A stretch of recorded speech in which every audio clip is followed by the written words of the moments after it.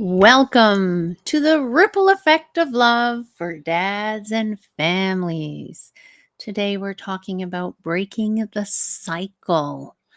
Why your stress becomes your child's stress. How can that be possible? That's not what we were taught, right? And and it is possible. And I found today some research that proves that was done in 2024. So I'll be sharing some of that research. If you don't know me, I'm Christine Bernat, stress management coach, EFT master practitioner, and Talera energy mastery healer. So let's get started and let's look at some of these statistics so that you can understand or get a better understanding, because some people like to have facts and that's what helps their brain move forward. And I've been saying in the last few shows, fix the parent. Why am I asking you to fix yourself first? Why is that worked best for me? And how can that work best for you and your family? Right? So, there's a comprehensive analysis of 24 studies involving 31,000 participants, and they found a strong association between parental stress and children's mental and behavioral problems. Isn't that interesting? 31,000 participants. And they found that,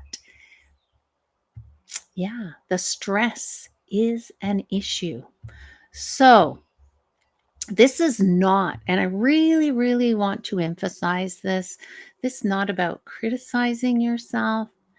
We all deal with stress in different ways. And I believe you're here because you're looking for strategies for solutions. And kudos to you. And I'm super proud of you. So let's continue. What else did this study talk about? Specifically, the correlation coefficients were 0.46 for emotional issues and 0.47 for behavioral issues in children. So that indicates a significant predictive relationship. This was in the PubMed, which is I got it here, the National Library of Medicine that has this article. So I think it's a pretty good source to look at and to understand. So there are many. I'm going to read another piece of information here.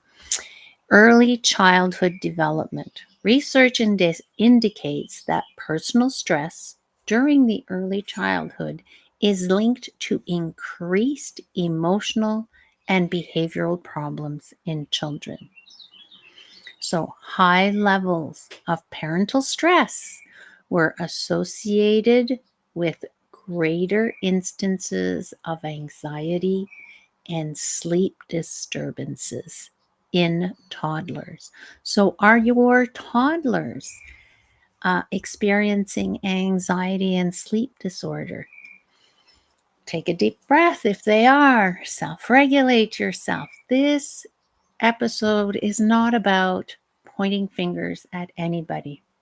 It's about bringing that awareness so that you are inspired to take action, right? Sometimes we need to kind of be, I don't like the expression, but hit over the head to start taking action, unfortunately. And hopefully this will inspire you to say, hey, I need to look at things. Are my toddlers anxious? Are my children anxious?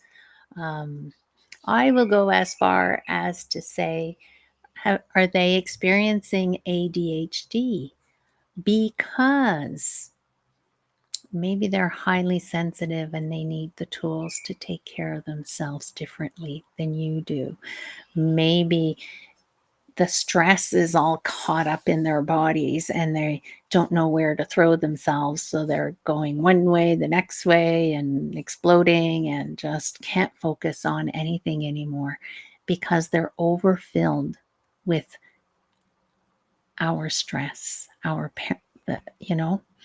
And I'm not pointing fingers, dads. I know you're all doing your best, just like I was doing my best. And I was a teacher. How come I didn't know all this? I didn't. It wasn't taught to me in school. I learned it after I did my 30-year career. So I'm here to support you. Work related stress and social, emotional um, development. There's a study involving 1,400 dual learner families found that parents' job stress negatively impacted children's social emotional competencies by the age of 4 to 5. Hmm. Isn't that interesting? So, children of parents with higher work related stress exhibit lower positive and higher negative social behaviors. And that's why I'm always advocating that take time to self regulate if your day at work was stressful so that you're not bringing your stress into the household, right?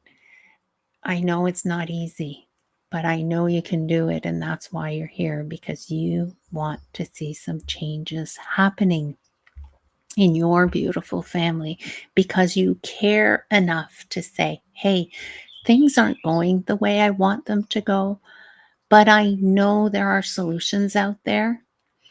And if you're talking with other parents, other dads that have the same issues and aren't doing anything about it, and they're just in the why is this happening? Why can't my child do this? Why can't I, get my child to eat their meal? Why can't I?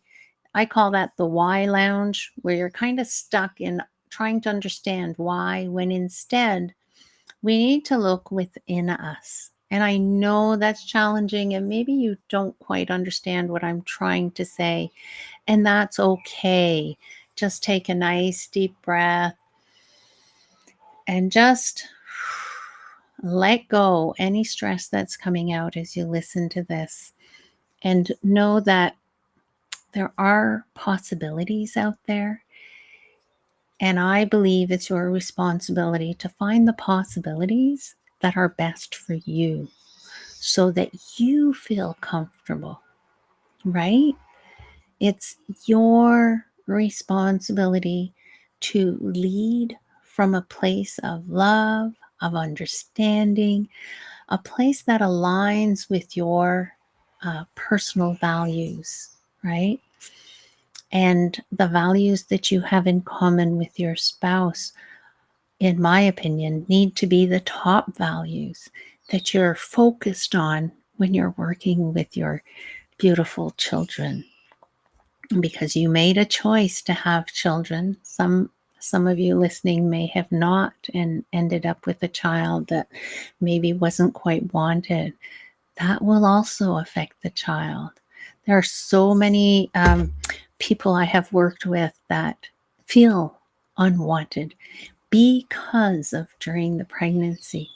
So it goes way back to when the parent that was carrying the child, how were they feeling? I'm going down a rabbit hole here, so I won't say more. How was the parent feeling during the pregnancy? What were the challenges? What was going on? That affects the child in ways that haven't, I don't think it's been studied much. Maybe you have some research that you'd like to share in the chat. That'd be great to support the group, support those who want to know more about ripple effect of love for dads and families, and create a better, harmonious, more peaceful environment in the home, right? So I think it's very important to be proactive, to address your own stress. I would love to see dads and families create a more supportive and nurturing environment where you're fostering better emotional and behavioral outcomes for your beautiful children. And how do we start doing that? Well, start with baby steps, right? These baby steps that are so important.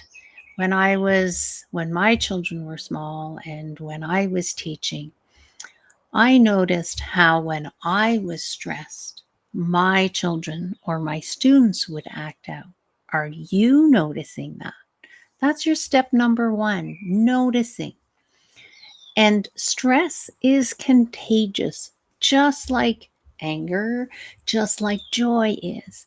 If you walk in the house after a hard day's work and you've self regulated and you've calmed yourself down and you've brought yourself back to joy, it will be such a different experience, even though there may be chaos in the house. But the good news is calmness is how you can break that cycle. Being calm. Do you prefer to listen to somebody who's all like, okay, let's go. We got to do this and we got to do that? Or do you prefer somebody who's calm and got a nice, flow happening and nice energy and is radiating love?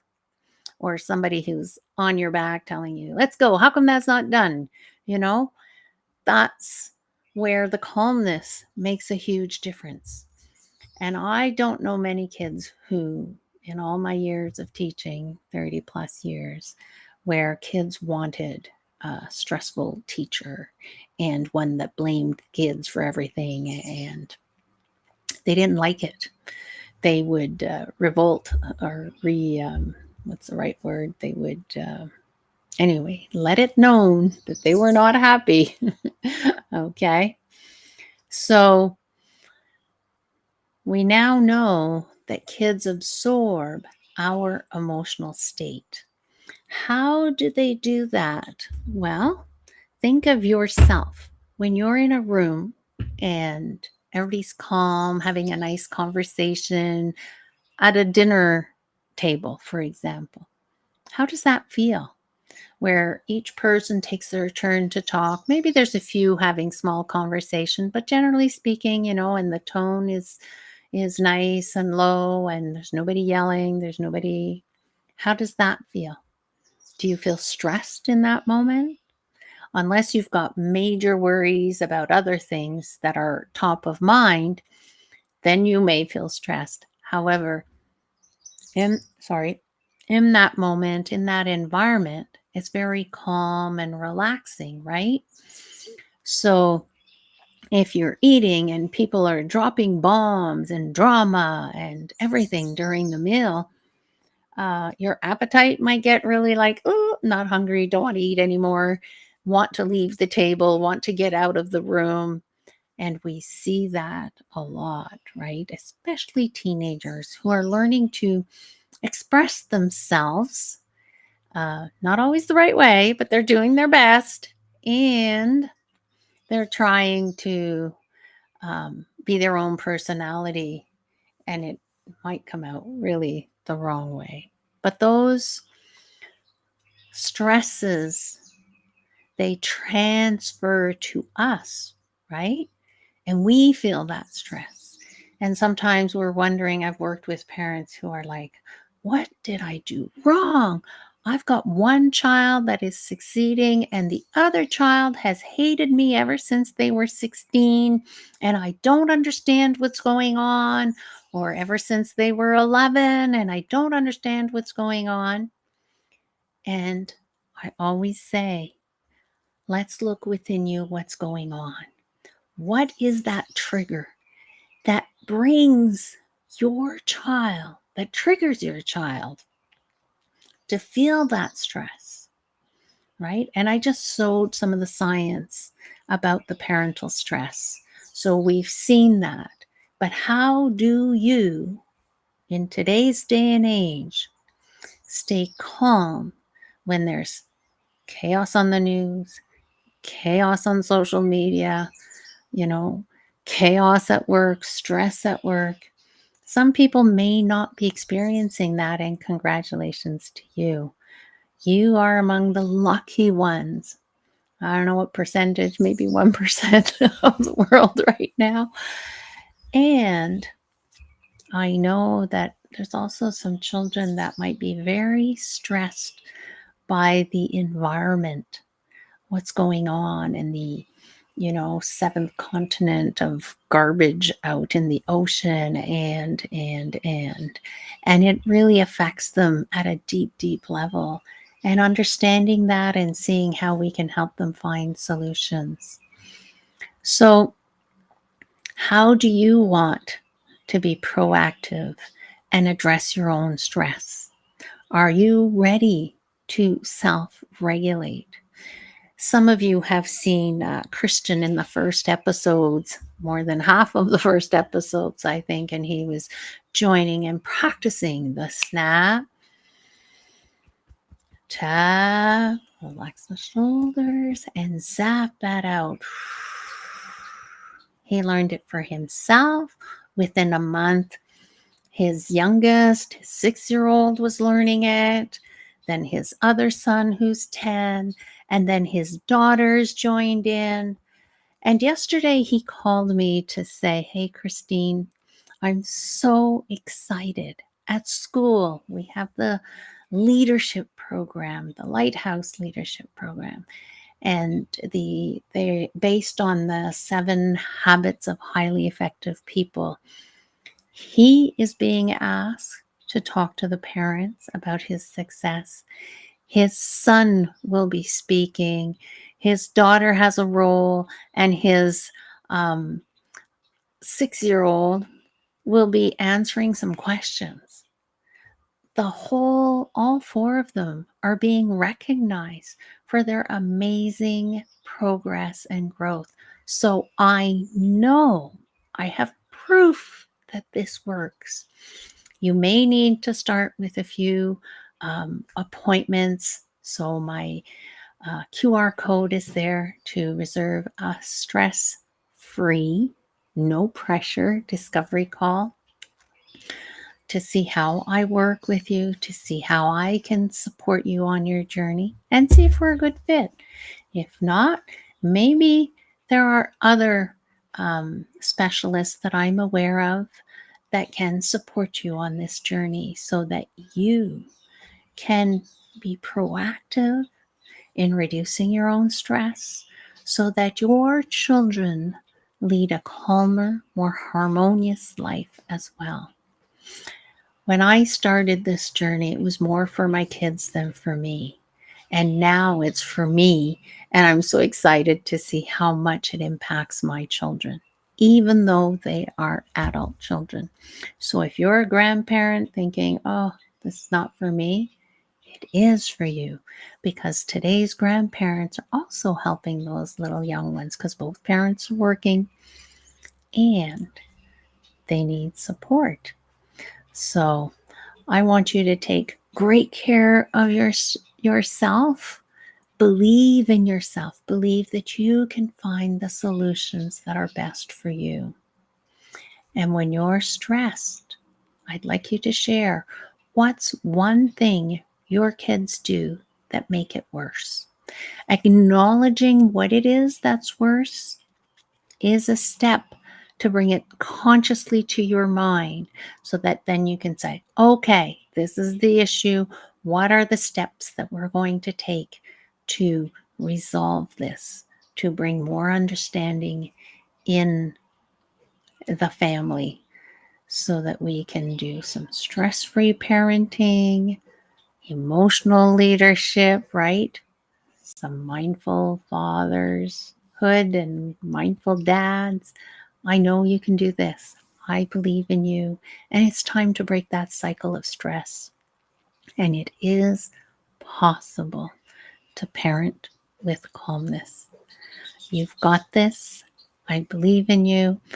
And today is Friday. So maybe you want to share what else you're celebrating. and take great care of yourself. I will see you Monday at 1 p.m. Eastern for the next episode of The Ripple Effect of Love for Dads and Families. So until then, find something you can do to celebrate with your children. And let me put this up so you can email me if you want to. And you can take care of yourselves, give yourself some quality time. That is super important. On LinkedIn today, a lot of people were talking about how to not feel guilty because you're taking time for you. In my schedule, okay, I have blocks that are called rest because I need to take care of me so that when I show up, I'm at my best. So until Monday, take great care of yourself.